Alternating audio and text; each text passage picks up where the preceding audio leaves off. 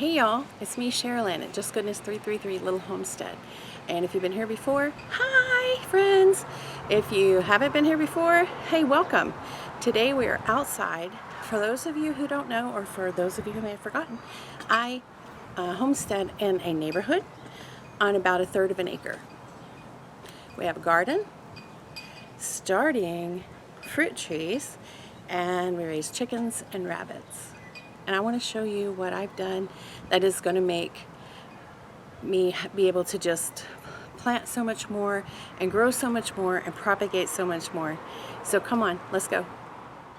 And here it is. It may not be a beauty, but it is just beautiful to me, more so for the function it's going to provide. But I think in time, once it's time to plant some things and gussy it all up, I think it'll be pretty.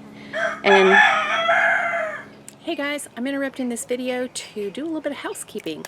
If you are interested in following along with gardening in South Florida or in hot climates, mid-zone 10A, or if you just want to follow along anyways, no matter where you are, please consider subscribing. And if you do subscribe, please hit the notification bell, because I am not yet at a point where I'm making content on a regular basis that pleases the YouTube algorithm, and it's not going to push notifications. It's not going to show you when I put up something new. So if you want to follow along, please hit the notification bell, and if you want to give me a thumbs up, that'd be great too. Now back to your regularly scheduled program.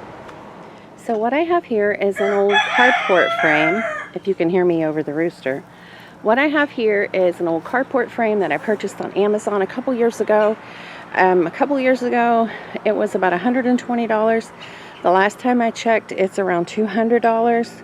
But if you could just look on Marketplace or online or Craigslist or eBay, or look around your neighborhood and see if anyone has an old carport frame, for sale, or if it's just sitting in their yard. For instance, my best friend, her neighbor, has had one standing in their yard with nothing on it and nothing under it for as long as I can remember.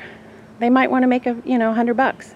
So just if you could locate an old carport frame, that's going to give you a great skeleton to make yourself a nursery. And that's what I'm kind of calling this. It's not really a greenhouse here in South Florida. I really don't need a greenhouse. It gets real hot here, and it doesn't get super, super cold. So what I do need is a place to start seeds, propagate plants, and grow out young plants in a secure, shady environment, where they can get some sun, but not too much sun, because Florida can be scalding. And let's look at this carport frame.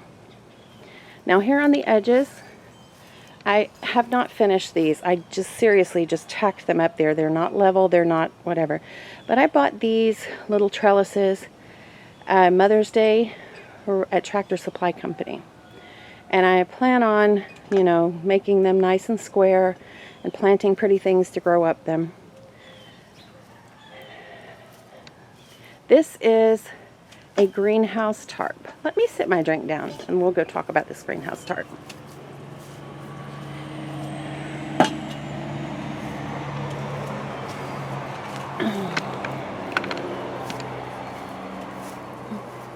Okay, I went on Amazon. First I did this thing with plastic, just some clear plastic and some PVC clamps. Let me show you those. Don't buy them. They don't work. These little white PVC clamps, you're supposed to slip it over the pipes. Did not work for me at all. The first good one that came along, they all just blew away. But this is a nice greenhouse plastic. I'll show you a close-up of it because I have it finished putting in the wood over here. And I'm tripping over plants. But if you can see that, and then on top of that, I have a 40% shade cloth. Now, this is a 10 by 20 carport frame. And it was tempting, and I made this mistake the first time. I ordered a 10 by 20 shade cloth. And it was not big enough. The A-frame, the arch that goes, up, this may be 10 foot wide, but that adds another couple feet to it. So I've ordered a 12 by 24 shade cloth. And I can't remember exactly the size of the greenhouse tarp that I ordered. The greenhouse tarp is about $75. The shade cloth was about $35. My camera is not on level ground. We're wobbling. And I will put that down here somewhere, the size of the tarp. And I'm also going to try to link these two items in, along with the carport frame, in the description box below. And so what I did here was just to come along with the zip ties and fasten it here. Now, one thing you want to make sure, I made so many mistakes with putting this up. First, I chose the wrong plastic, the wrong attachments, because I was trying to be cheap. I tell you guys on this channel all the time, Mama is cheap. I love to try to do things as frugally as possible. Well, in doing that, I actually wasted money, which makes me very upset, but I digress. Anyhow, one thing you want to do that I did not do right away is you want to tie this thing down. I've got some cinder blocks and some rope and I have it tied down to that. There's lots of ways you could tie this down. So if you live in an area where you're going to get snow or heavy snow load, you would definitely want to beef this frame and the structure up. You would want to add wooden frames. You would want to, you know, frame in the ends. And there are plenty of YouTube channels out there who have done the same thing. I thought about this before I knew about those channels, but I wasn't the only one who thought about it. So many people have, and they've done great things. So just go on YouTube and look up, make a greenhouse out of a carport, and you will find those videos. Very helpful. So I'm standing here in the nursery. I wanted to call it a greenhouse, but it's not a greenhouse because it's not all closed in. So then I thought, well, this is like a plant nursery, my very own little plant nursery. I feel very special. And I'm standing here at my potting shed table, and guys, everything here is a mess. I didn't even clean up for y'all. I'm sorry. I'm so sorry. My back was out all last week, and I'm so far behind on everything. But I'm feeling better. Look at this. So these were just some banisters, like for a 4-poster bed. And I got these off the side of the road, right here. It would help if I pointed to the right thing. And just a 2x4 frame. I have some old fence slats over here, and I haven't even finished leveling this up. I'm going to put some mulch down there to make that look more attractive.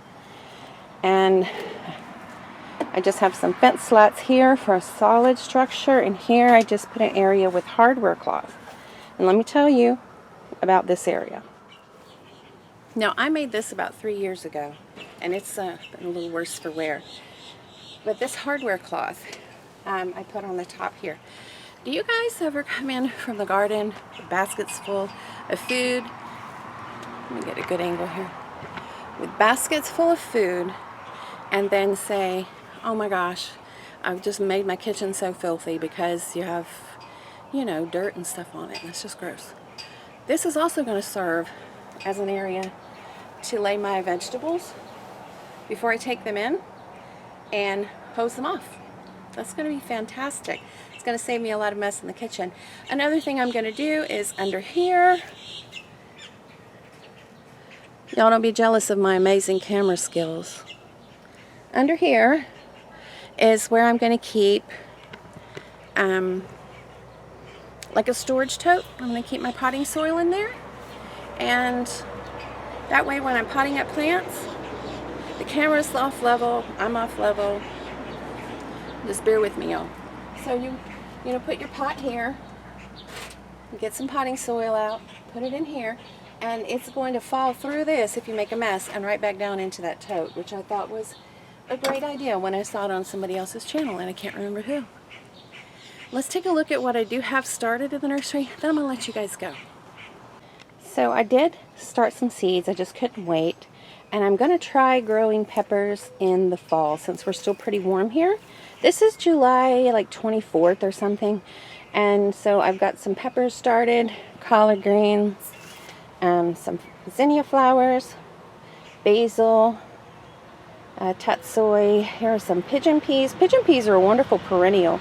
They'll live like 4 or 5 years and they turn into a bush that gets about up to 8 foot tall, and they are just wonderful, wonderful peas, and they love the warm weather. There's some jalapenos, shishitos, California Wonders, Lychee, and some cayenne. And over here, I ordered comfrey online, well, on Etsy, and I have one comfrey sprout. I am not happy.